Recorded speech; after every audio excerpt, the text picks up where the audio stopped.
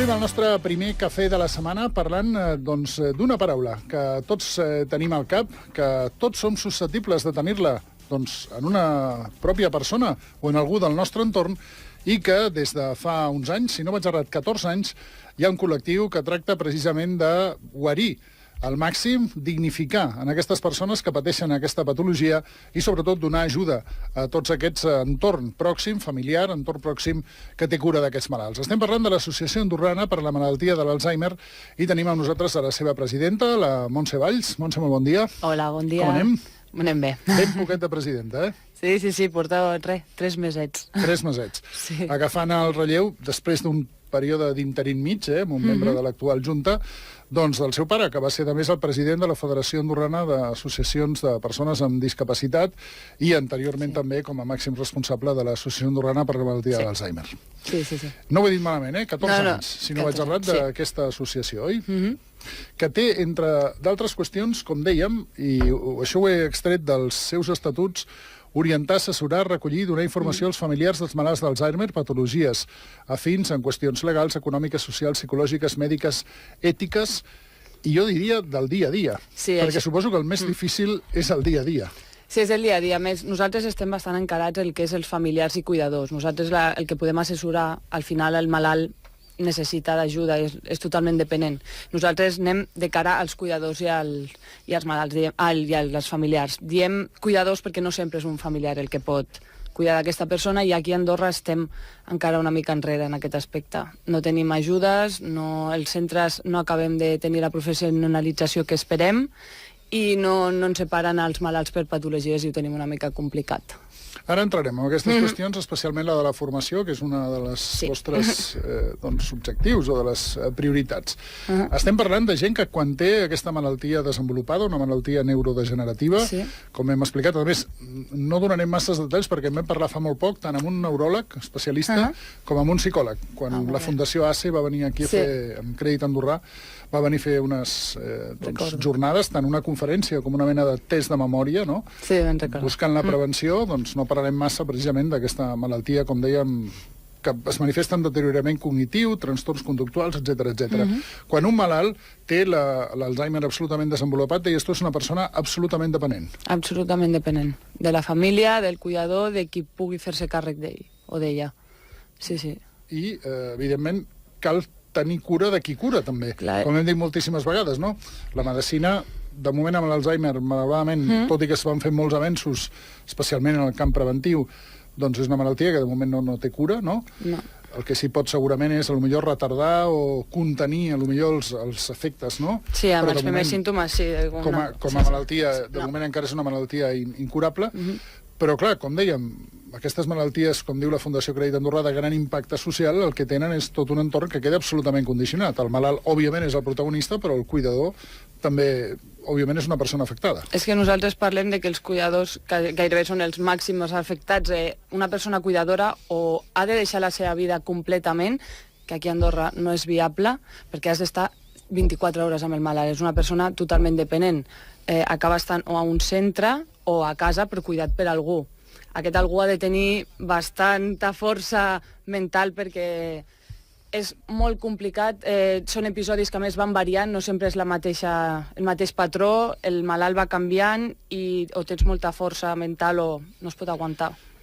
Jo precisament aquest matí a primera hora, quan anava repassant informació i anava traient alguna qüestió per comentar amb la Montse, me n'adonava d'això de... Potser ho hagués dit jo d'una altra manera, no? Però tu ho has dit molt bé, la força mental. En el teu cas, la persona malalta és la teva mare. Sí.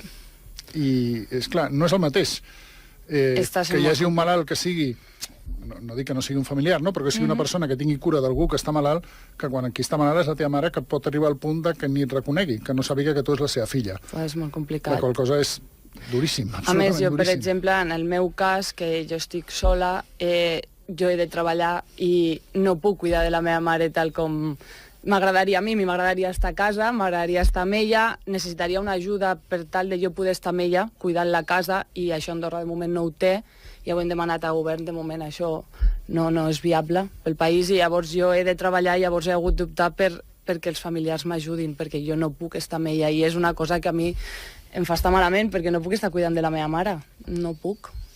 Deies que no hi havia un prou coneixement en aquestes persones que formen i que cuiden des del punt de vista tècnic, entenc, no? Del punt de vista tècnic, evidentment, hi ha professionals que fan tot el possible per ajudar aquestes persones, però sí que arribem als centres i no n'hi ha una professionalització de la malaltia. És a dir, nosaltres esperem un full de ruta en el qual el malalt arribi a un centre i li puguin dir quines activitats ha de fer, no en quin grau està, no pot estar amb els mateixos avis, per exemple, a un geriàtric i està una persona, jo dic, per exemple, com la meva mare amb 55 anys, amb avis a un geriàtric i que li estiguin fent les mateixes activitats. No dic que el personal d'allà, perquè no és res això el que diem, que no estigui pendent de la meva mare, però per la seva malaltia no és adient.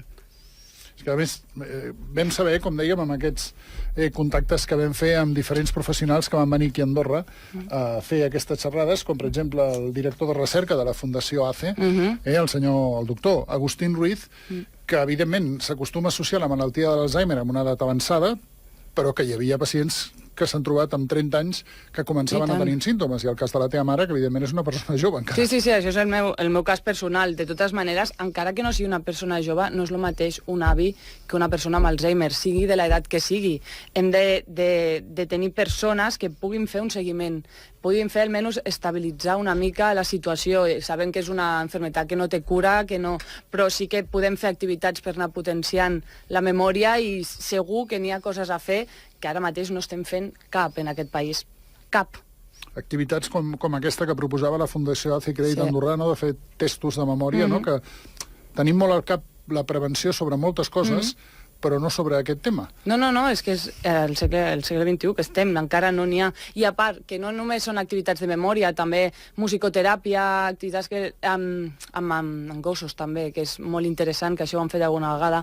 Tenim centres, coneixem de centres a França i a Barcelona, que és veritat que el nombre de persones és molt més gran, però tampoc demanem que ho separin per edats i per patologies, però almenys per patologies sí, i que puguin venir persones, encara que siguin de fora, a fer aquests tallers.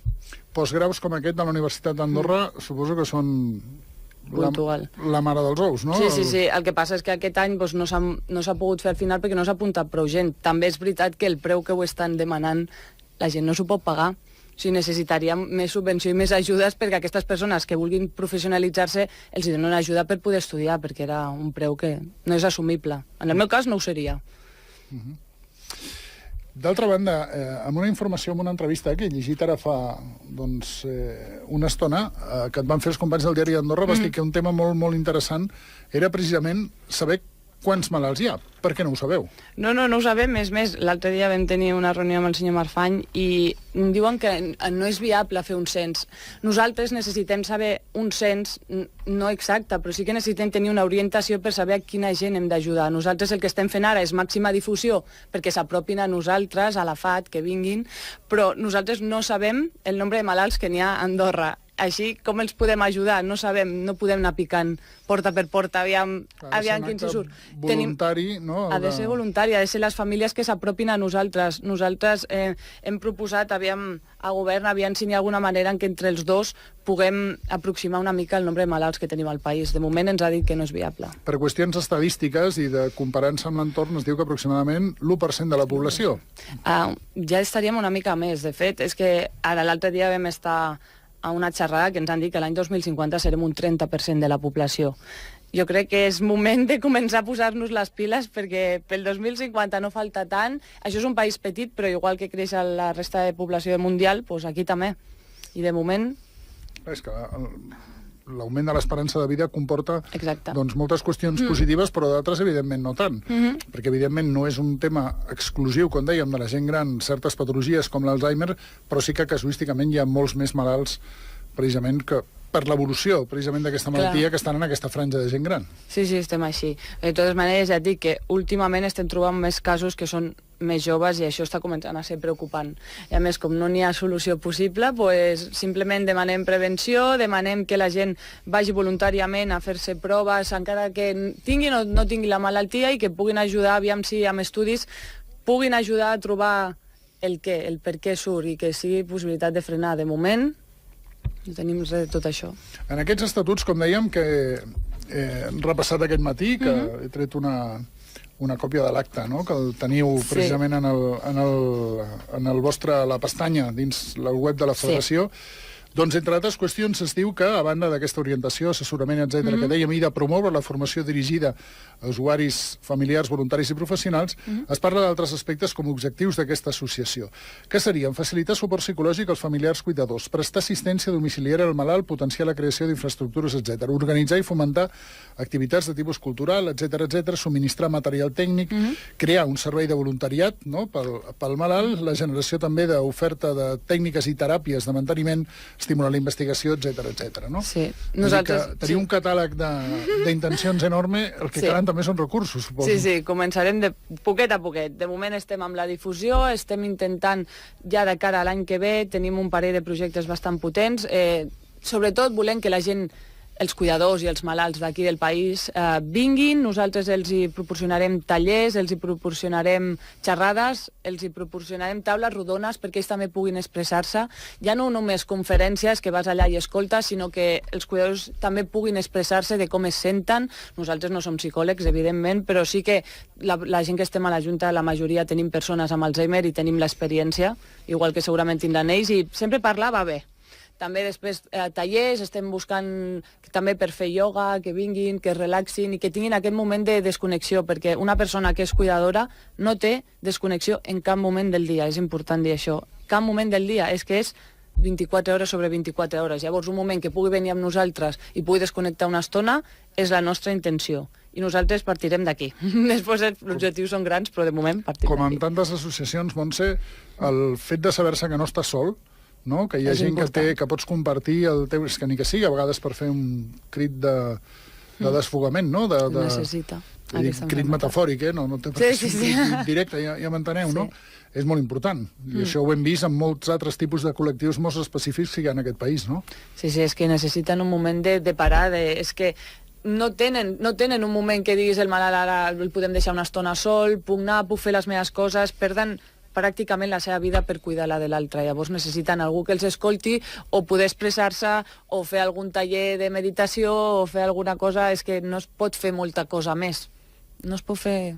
Simplement desconnectar una estona. Quin tipus de relació teniu amb associacions de l'entorn que probablement, doncs, per l'impuls de gent que hi està posada, pels recursos que disposen, doncs potser han fet més camí que vosaltres de moment? Estàs parlant de les associacions del país, no? No, del país i de fora, també. Sí, nosaltres ara, ja et dic, portem molt poquet, ara estem coneixent pràcticament les associacions del país, perquè jo no les coneixia, sí que volem fer coses en comú, tota la FAT, pensem que al final som tots... busquem tots el mateix, busquem el mateix suport i estem començant a fer connexions.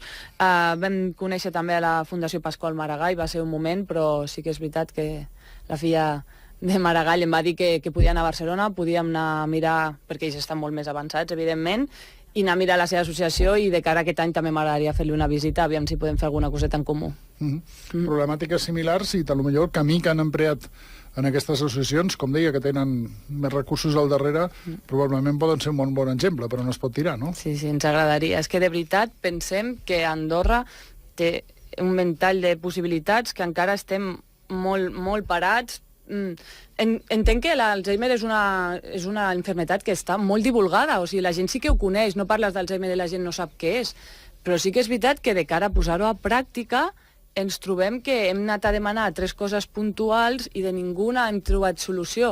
Nosaltres el que esperem és poder ajudar aquests familiars, poder dir-los, mira, quan una persona té Alzheimer has d'anar aquí, d'aquí et derivaran aquí, després trobaràs un centre, aquest centre estarà preparat pel teu malalt. De moment, aquest full de ruta, des de que saps que tens la patologia, no el tenim. Això és el que més ens preocupa, que una persona ens ve, hola, el meu malalt té Alzheimer, llavors què fem? L'enviem de moment al metge de capçalera, el capçalera al neuròleg, i llavors va fent tot el procés, però aquest procés, des del neuròleg fins que entra a un centre, són uns mesos que aquest malalt ja està malalt, i la persona i el familiar no pot deixar de treballar. Llavors, què fem amb aquest malalt? Aquests 4, 5, 6 mesos, què fem amb aquest malalt? Necessitem respostes, necessitem ajuda. No podem ajudar els familiars en aquest aspecte. Han de deixar de treballar? Què han de fer? Necessitem ajuda. Ja no és simplement pels tallers, les conferències, és ajuda a què fem amb aquest familiar, com ajudem a aquest familiar i què fem per poder ajudar-lo. És que de moment no tenim les mans lligades, no podem fer res. Clar, cada un suposo que activa del seu entorn més pròxim. Sí, si no tens recursos econòmics és bastant complicat, perquè si tu et trobes amb un malalt i estàs sol a Andorra, com és el meu cas, no pots disposar econòmicament d'una persona per cuidar-la, el centre sí que és de dia, però i si el teu horari, perquè Andorra és un país comercial, no combina, no tens caps de setmana, els caps de setmana no pots deixar el malalt allà. Llavors no sabem què fer. Necessitem començar un full de ruta des de zero. I em dóna la sensació que és molt important també, òbviament, això que estàs dient, però el que la unió fa la força i la pinya, i quants més nucli hi hagi en tota aquesta associació, més idees poden sortir i després més interlocució hi ha respecte també a les institucions, no? Exacte, i nosaltres el que volem és sobretot això, arribar a les institucions, que ens escoltin, que entenguin la necessitat, perquè no estem demanant per demanar, és una necessitat real, una necessitat que ens estem trobant, que les famílies ens estan explicant i que no tenim solució. De moment, ens toca anar com cada família com pugui, el que tu dius, un familiar, per això dic que l'associació és tan important, no? Perquè de moment, mentre no es pugui trobar aquest full de ruta i aquesta solució, com dic, què faig, no? O sigui, què faig demà? Què faig demà? Mentre això no tingui una resposta, òbviament que cal donar la màxima cura i el màxim servei al malalt. Entenc que el fet de que l'associació cada vegada sigui més gran, perquè hi hagi més gent que doni el pas, doncs és molt important per vosaltres, perquè és gent que té exactament la mateixa problemàtica. Sí, necessitem tota l'ajuda. Nosaltres ens oferim el que sigui, ajudar el que sigui, entre tots, aviam si podem arribar a un punt comú, perquè al final és el que tu dius, busquem tots el mateix. Contacte, com dèiem, amb el Ministeri, a banda d'aquesta qüestió, algun altre fet que comentéssiu o no? De moment no, hem tingut aquesta primera reunió, aquest primer contacte amb el senyor Marfany. Sí que és cert que el que ens ha dit és que el cens de moment és improbable, que les ajudes als familiars perquè puguin estar a casa amb els malalts de moment no és viable, i que sí que intentaran de cara a aquest any separar la patologia al centre. De moment només tenim això. Per tant, es veu lluny. I, per tant, com dèiem, això em dóna la sensació que més que enfonsar-te t'esperona, no? Sí, jo, bona. Nosaltres a l'associació estem preparats per donar canya. No, en sèrio, volem ajudar. Volem arribar a aquests 3 objectius, penso que són bàsics. És dir, hem de trobar un full de ruta i treballarem per això i no pararem fins que un malalt surti amb la patologia i tingui un full de ruta aquí a Andorra, perquè pensem que és primordial. Pensem que els centres han d'estar especialitzats. És veritat que parlar d'un centre nou seria ideal, però almenys que els centres que tenim ara puguin tractar els nostres malalts, puguin tenir 24 hores, puguin adaptar-se a les necessitats, perquè una persona amb Alzheimer un divendres per la tarda no se'n va a casa i ho treu. Sense entrar en masses especificacions, volíem portar la Montse abans i no ha estat possible precisament per una qüestió de torns de la teva feina. Sí, no, jo treballo al comerç i no tens un torn lineal, no tens cada mes, sinó que setmana a setmana em sembla que... Cada setmana tinc un horari diferent. Cada setmana tens un horari diferent i, per tant, la teva casuística seria molt exemplificadora del que estàs dient. Exacte, jo una setmana plego a les 7, sí que és veritat que allà podia anar a buscar i portar-me a la casa, però la setmana següent plego gairebé 9:30, 10 de la nit. Llavors, què faig? És que no... Personalment, no puc. En aquest moment no puc. I sé que, com jo, es trobarà moltes famílies. Deixa'm que acabem parlant, com dèiem, d'aquesta gent que potser pot haver algú que hagi entès que hi havia una queixa per la professionalització o per la professionalitat. Que a vegades s'ha de distingir entre el que és professionalització. O sigui, no hi ha cap queixa respecte al personal que està tenint, al contrari, em dóna la sensació, no? No, estem supercontents. Sí que és veritat que una cosa és atendre bé al malalt, que això estem supercontents, i l'altra és treballar. El tracte humà és excepcional, perquè més sé que aquesta és l'opinió que teniu. Una altra cosa és que tinguin les capacitacions tècniques que requereix una patologia que té una evolució tan clara com és l'Alzheimer, no? Sí, és això. Demanem I que no basta només amb un bon tracte humà, segurament, no? No, són malalts que, a més, tenen diferents episodis. És veritat que tenim episodis d'intentar escapar-se. Són coses que sí que és veritat que poden estar fent certes activitats que sí que és correcte les que estan fent, però són altres que han d'estar treballant amb ells contínuament, i sé que és complicat que n'hi hagi una persona o dos tot el dia amb aquests malalts, però és que ho necessiten. És que no és una cosa que estem demanant perquè sí, és que aquests malalts necessiten una persona al costat tot el dia. Ens diuen des de Twitter: la indignació que transmet la Montse denota la gravetat del problema que pateixen molts ànims. Moltes gràcies. De la mateixa manera que també, i és de justícia dir-ho, la presidenta de la Federació d'Associacions de Discapacitats que és l'Agustina Granvallet, que sabeu que és una molt bona amiga del programa, primer que dona molts ànims a la senyora Montse Valls, diu, Moltes i que es gràcies. posa a la seva disposició com a presidenta també de Mida, ja que tenen molts contactes fora i, de nou, molta força i molts ànims, ens diu. S'ho agraeixo. Ja parlarem properament. L'Agustina, seguríssim. Parlaves d'una qüestió de preu. Aquí sí que potser es podria atacar, no? Perquè aconseguir fons d'entitats que segurament tenen un remanent destinat en aquesta qüestió seria molt important, per tal d'abaratir el cost precisament d'aquest postgrau, no? Sí, això encara no hem tingut molt temps de mirar-ho, però sí que és cert que estan parlant d'una quantitat que és impossible de pagar. Jo penso que el país sí que pot donar aquestes ajudes i a més que n'hi ha gent que té ganes d'aprendre, n'hi ha gent... El que estem demanant, n'hi ha gent que té ganes d'aprendre, però no s'ho poden pagar. Llavors perquè això en teniu coneixement vosaltres directe, sí. Sabeu de gent que volia fer aquest curs però que no ha pogut afrontar. Sí, s'han posat en contacte amb nosaltres. Nosaltres ens volíem apuntar, però com vam veure el cost, és que és impossible. Són persones que treballem amb un sou base, com la majoria del país, i no és viable. A més, un altre és els horaris, un altre és complicat. Sí que s'han apropat i ens han dit ens encantaria fer-ho, però no ho podem fer. I això, que segons tinc entès, la Fundació Crèdit Andorrà sufragava el 50% del cost. Sí, de totes maneres era bastant elevat el cost, però sí, Fundació Crèdit Andorrà sempre ens ajuda, sempre ens dona suport i sempre ens subvenciona i sempre estan al costat nostre. De totes maneres, que després l'economia d'una persona pugui o no pugui, això ja és una altra cosa. Òbviament, i com dèiem, saps que estem aquí al costat per fer-vos d'altaveu del que calgui, absolutament, però sobretot per que la gent es tregui una miqueta també a vegades aquesta mena de... no sé si dir-li de recança, de vergonya o exactament què dir-li per donar el pas endavant i a vegades reconèixer que pots tenir un familiar que té una patologia d'aquestes, perquè no és cap estigma absolutament, això li pot passar absolutament a tothom, i en canvi fer el grup i fer la pinya, perquè un dels problemes que hi ha, i jo entenc el que diu el ministre, que no es pugui fer un cens d'una malaltia és complicat. Però sí que es pot fer de forma voluntària, precisament, no? Que la gent s'adreci a l'associació. Quan sou ara?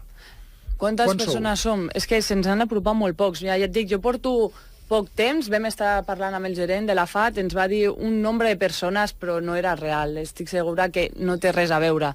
Llavors nosaltres el que estem fent és estem sortint al carrer, ja vam sortir fa poc, vam dir, hola, estem aquí, simplement estem aquí, veni'ns a veure. Si teniu un familiar, som els primers que estem dient, nosaltres també tenim malalts amb Alzheimer, i jo estic superorgullosa, la meva mare és al contrari, tinc ganes de que la coneguin, tinc ganes, perquè és molt especial la meva mare. Llavors tinc ganes de que la coneguin, tinc ganes que sàpiguin, ella diu, hola, em dic Montse Gutiérrez i tinc Alzheimer. Penso que és el primer pas. És perfecte. Llavors esperem això, simplement, si tens un malalt amb Alzheimer, si coneixes algú que tingui Alzheimer, que vingui a la FAT, que vingui a nosaltres, que tenim una persona allà tot el dia que els pot atendre, i entre tots segur que arribarem a alguna més, però necessitàvem saber qui hi ha. I tant que sí. Prada Casadet. Prada Casadet, estem allà. Hi ha, evidentment, la porta oberta i coneixent a la presidenta, doncs, n'estic absolutament convençut. A les presidentes. Sí. N'estic absolutament convençut. Montse, com deia, ja sabeu on teniu aquí un altaveu per poder traslladar, com dèiem, tots els neguits de tot aquest col·lectiu. Moltíssimes gràcies per la visita. Gràcies a tots. Merci. Adéu.